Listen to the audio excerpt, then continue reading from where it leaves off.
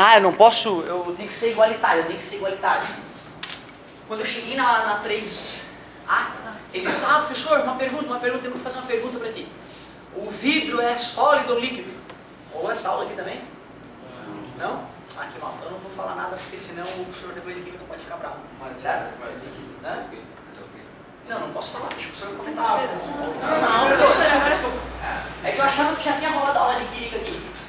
E aí ele vai fazer esse comentário provavelmente, certo? Aí eu vou acabar com a aula do cara. Mas quando eu esse comentário de uma pergunta? Como? Quando eu esse comentário de uma pergunta, ele já deu sua aula? Ele deu a aula já será dessa parte? Eu acho que não, acho que ele vai falar ainda para vocês. Ou ele já deu aula aqui? Já. É que na verdade ele lançou essa ideia lá no outro terceirão, entendeu? Perguntem para os professores o que eles acham, se o vidro é sólido ou líquido. Porque quando eu estudei, os professores vendiam a ideia de que o vidro era líquido. Havia uma certa dúvida no ar, certo? Por que isso? Porque quando eles iam investigar os vitrais das igrejas antigas, eles percebiam que a parte de baixo do vidro era muito mais grosso que a parte de fina do vidro, de cima do vidro. Eles então estavam imaginando que o vidro estava escoando com o passar dos anos, por isso que ficou mais largo na base e mais fino em cima, certo? Quando tu vai olhar o vidro no microscópio, dá a sensação de tu estar olhando... Dois já, tá? A terceira vai embora. De 1 para 2, professor, não, porque tu sabe, né? Não tá fácil. Então, como eu estava dizendo, tu pega um pedaço de vidro e olha no microscópio esse vidro, dá a impressão de tu estar olhando para um líquido congelado. Como se fosse um rio, assim, com as ranhuras da correnteza e tu congelou. Essas duas informações fez algumas pessoas, né, não preparadas, acabar achando que o vidro era líquido, que estava escoando bem lentamente com o passar dos anos. Beleza? Só que qual é a definição de líquido e sólido? Líquido é o material que tu bota no recipiente e assume a forma do recipiente. Não é isso? E sólido é o material que tu faz força e ele mantém a forma. Não é? Pega a janela e faz um pouco de força nela. Ela vai manter a forma dela, não é? Pega um pouco de vidro e joga num pote. Vê se o vidro vai ficar no formato do pote. Não vai? Concorda comigo? Então simples. O vidro é sólido. Tudo bem? E o fato de ele ter uma estrutura amorfa, ou seja, tu olhar ele no microscópio e não parecer que ele está organizado, dá a sensação de estarmos olhando para um líquido congelado. Beleza? Hoje se sabe que os vitrais das igrejas antigas eram mais grossos na base e mais finos na parte superior, porque os construtores não eram idiotas, eles sabiam que fazendo dessa maneira o vitral ficaria mais resistente. Se tu fizer um vitral pesadão, fininho embaixo e grosso em cima, ele quebra, não é? Beleza? Então tu vê, às vezes, algumas informações iludem as pessoas, né? Faz a gente tirar conclusões erradas a respeito das coisas, certo? Então tomem cuidado com isso. Provavelmente os pais de vocês devem ter escutado isso na escola, que o vidro é um estado líquido super resfriado, tá? Mas isso está desmistificado. O vidro é o estado sólido, beleza? Certo? O professor vai explicar melhor ainda na hora da química, mano. Não, eu ia dizer que o professor tinha falado isso. Eu também, quando eu aprendi, eu também fiquei sabendo disso. Aí depois, no terceirão e na faculdade, os professores discutiram mais apropriadamente. Outra curiosidade, se tu pega um copo de cristal, corta um pedacinho dele e vai lá analisar no microscópio, tu vai perceber que os átomos estão arranjados de uma maneira bem organizada. Tu vai ver vários hexágonos se encaixando, chama-se retículo cristalino, certo? É o cristal que a gente chama. Os metais são assim, quando tu olha o metal no microscópio, forma um retículo cristalino. E se tu pega vidro ou água congelada não, água congelada forma cristais de gelo, né? Então é retículo cristalino. Mas se tu pega, sei lá, glicerina e congela, tu vai ter a sensação de ser um líquido que está congelado, porque a estrutura é amorfa, né? Esse foi o fato, de repente, que confundiu tanta gente ao analisar com o vidro, certo? Mas não, o vidro é sólido, então, tomara que eu não tenha destruído a próxima aula do professor de química, né? Então tá bom. Manda. Aí é que tá, porque assim, ó, quando um material vai se solidificar, tem que ver como é que esses átomos vão interagir. Às vezes as forças atômicas superam as forças que prendem os átomos uns aos outros. E aí eles acabam se organizando, formando um desenho geométrico bem definido. E algumas substâncias, a coesão entre os átomos não é suficientemente forte para ajeitar eles. Aí eles ficam parados de qualquer jeito na estrutura.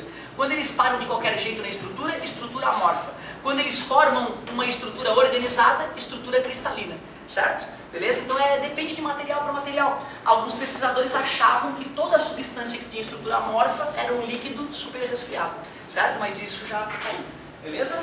Pessoal, olha só. Eu te mostrei a ideia de energia potencial elétrica. te mostrei a ideia de força elétrica, a gente não ficou satisfeito. A gente foi para o laboratório estudar uma situação dessa, não foi? Pegamos várias cargas de teste e usando o dinamômetro a gente media a força.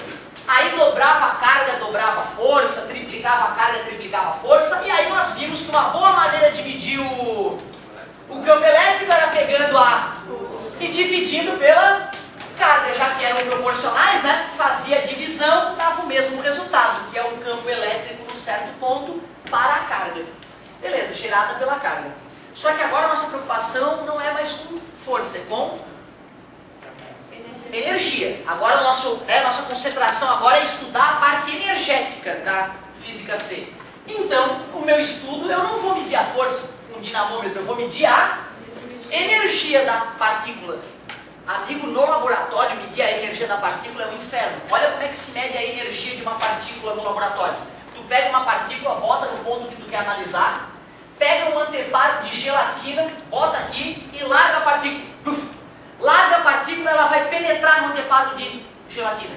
Tu tem que ir lá no microscópio, botar o anteparo de gelatina, medir o quanto a partícula penetrou na gelatina, e como tu sabe a força de resistência da gelatina e tu sabe a distância que tu mediu no microscópio, tu multiplica e calcula a energia da partícula. Porra, chato pra dedéu. Antes era só amarrar o dinamômetro, né? Olhava pro dinamômetro, puf. Agora não, energia dá muito mais trabalho. Chatinho, hein? Tem que ir lá no laboratório, largar, mergulha na placa de gelatina e tu analisa, certo? O que aconteceu na placa de gelatina para descobrir a energia que a partícula tinha. Mais ou menos como um teste balístico. Né? Quando tu vai descobrir a energia que uma bala de uma certa arma nova tem, tu atira num amontoado de algodão, depois o técnico vai lá, pega essa bala no amontoado de algodão, calcula quanto ela penetrou, sabe a distância, sabe a força e calcula a energia da partícula, da bala, do projétil. Peraí, laboratório virtual é outra coisa, né, meu querido? Lembra a carga assassina de 2 coulombs? Morreu todo mundo, né? 4 coulombs, 6 coulombs. Aqui no laboratório virtual ninguém morre, essa é a vantagem. Vamos ver, 2 coulombs, placa de gelatina, olhou no microscópio, fez os cálculos, sim, acreditem, 30 joules, exato, redondo, beleza? 30 joules de energia. Tirei essa partícula, vou fazer um teste com uma partícula de mesmo tamanho, porém 4 coulombs. 60 joules, agora. 90, porque quando duplica a carga, a energia duplica. Quando triplica a carga, a energia triplica. Perdão se eu falei errado. Duplica, duplica, triplica, triplica. Tudo bem? Simples a ideia, né? Não é idêntica à ideia anterior. Só que agora eu não quero definir o que é campo elétrico. Campo elétrico eu já sei. É força sobre carga. Eu quero definir o que é potencial elétrico. Como é que é potencial elétrico então? Energia sobre carga. Não é um conceito absolutamente parecido com o de campo elétrico? É, né? Só que antes, quando o cara calculava um campo elétrico, tinha até uma setinha, né? O que significa 10 newtons por coulomb? A força que vai atuar a cada 1 coulomb é 10 newtons. Campo elétrico tem a ver com força, mas não é o que nós vamos calcular agora. O que nós estamos vendo agora é potencial elétrico. Me ajudem a calcular o potencial elétrico desse ponto aqui? Isso pode ser, a energia está dando 30 joules e a carga 2 coulombs, voltagem, 30 dividido por 2? 15 joules por coulomb. O que significa dizer que uma partícula que ali tem 15 joules por coulomb de potencial? Cada partícula de 1 coulomb colocado ali tem 15 joules de energia para aproveitar. Como é que isso aparece no teu dia a dia? Isso aparece como 15 volts. É volts, tá? Watts é outra coisinha aí. Ou seja, o que a tomada de 220 volts está te dizendo? Que cada coulomb que atravessa a tua tomada recebe 220 joules de energia.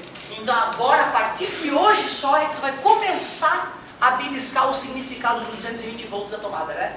Agora tu já sabe que 220 volts da tomada significa que cada coulomb que percorre a tomada de um polo para o outro recebe 220 joules de energia. O professor falou que a cada 1 coulomb é 15 joules, não é 2? Não, 2 dá 30. Ah, tá. Né? A cada coulomb dá 15 joules. 2 coulombs, 30, 3 coulombs. 45, 4 coulombs. Deixa eu ver, 460, né? É isso aí, certo? Essa é a definição de potencial elétrico. Sabe qual é a vantagem, galera? A vantagem é que energia é uma grandeza física escalar ou vetorial? Energia, vai no McDonald's, Big Mac, 600 calorias, na horizontal para a esquerda, pode? Porque tu só engorda aqui, depois tu vai fazer uma lipoaspiração ali, onde estava o Big Mac e acabou. Pode isso? Não, energia não é vetorial. Se a energia fosse vetorial, a gente poderia escolher aonde a gente engorda, aonde a energia vai ser acumulada. Infelizmente não, meu querido. Botou a energia para dentro, ela não vai ter uma direção específica, uma grandeza escalar. A vantagem é que potencial elétrico não tem setinha. Sabe a questão extra que a gente acabou de fazer? Que tinha que fazer a seta de um, a seta do outro e somar? Acabou, vai calcular só o potencial de uma, o potencial de outra, e não vai precisar desenhar seta, é só somar ou subtrair. Vai ficar muito mais fácil a continuação da matéria, certo? Mas o importante é perceber como o campo elétrico e o potencial elétrico são parecidos. Um deriva de força, o outro deriva de energia. É isso aí.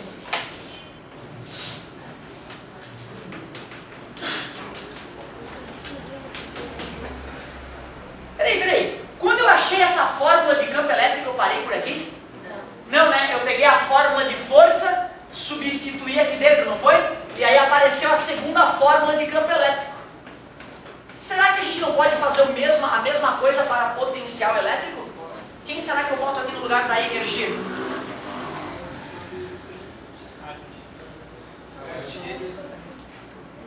Queria ver se alguém olhava para lá, ó. Não está a fórmula da energia lá? Isso aqui o que é? E de energia. E lá tem energia, não é isso? Vou pegar a última fórmula e vou colocar aqui em cima dessa, né? Vamos ver o que vai dar? Vamos ver que trambolho que vai nascer daquilo ali? Vou pegar a definição de potencial elétrico e vou substituir na definição de potencial elétrico a fórmula que eu deduzi de energia potencial elétrica. Então vamos ver, essa aqui a outra turma ainda não viu, ó. Vocês estão na frente agora. Energia. Como é que é? K vezes Qzão vezes Qzinho sobre D, dividido por Qzinho, não é isso?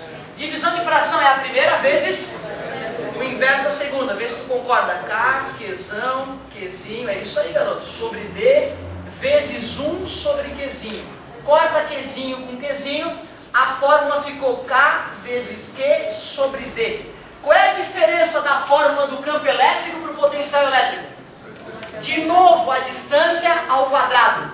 Mesma relação entre a fórmula da força elétrica e da energia elétrica, né? A única coisa que difere uma da outra é a distância ao quadrado. Campo elétrico, escalar ou vetorial? Campo elétrico. Hoje nós fizemos questão de campo elétrico, tinha as setas. Vetorial. E potencial elétrico para daqui a pouco escalar, vai ser mais fácil. Vai ser mais fácil. Essa formulazinha aí, o que não seria multiplicando o K, seria que está multiplicando o quê? Aqui? Não. Aqui. Esse tem que estar multiplicando só o D. Ah, interessante essa tua pergunta, cara. Tu acredita que assim, ó, quando vários números se multiplicam, se um deles está é dividido por 8, todos são divididos por 8. Não, mas o cara tem que estar multiplicando esse Q com o D, não é? O 8 tem que estar dividindo também.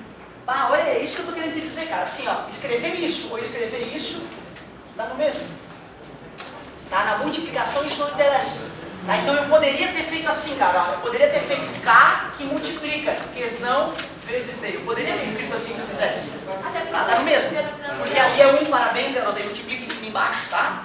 Então não dá no mesmo a maneira de escrever, tá? Mas é importante ser detalhista nisso. Porque às vezes a apostila, tu acha um errinho na apostila. Às vezes eu cometi um errinho. Então é sempre importante fuçar em cima da coisa e tirar a dúvida.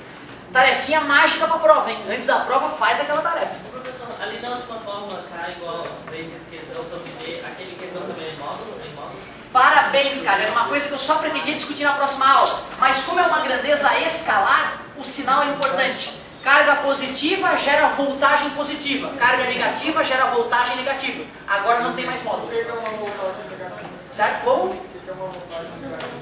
Cara, é mais ou menos como a altura. Se eu digo que isso aqui é 0, para cima daqui é mais, para baixo daqui é menos. Beleza? Se considera como voltagem zero por definição a voltagem do planeta Terra. Então, se a voltagem está acima da voltagem do planeta Terra, a gente diz que é positivo. Se está abaixo da voltagem do planeta Terra, a gente diz que é negativo. Certo? Professor, Boa pergunta. então tipo aquele E que tá ali, V igual a E, isso que é o mesmo W lá. E tanto que eu fiz, né, o W e o E é a mesma coisa. Tanto que eu escrevi uma eu chamei de trabalho e a outra eu chamei de energia potencial elétrica, mas são a mesma coisa. Certo? É isso aí, parabéns. Boa colocação.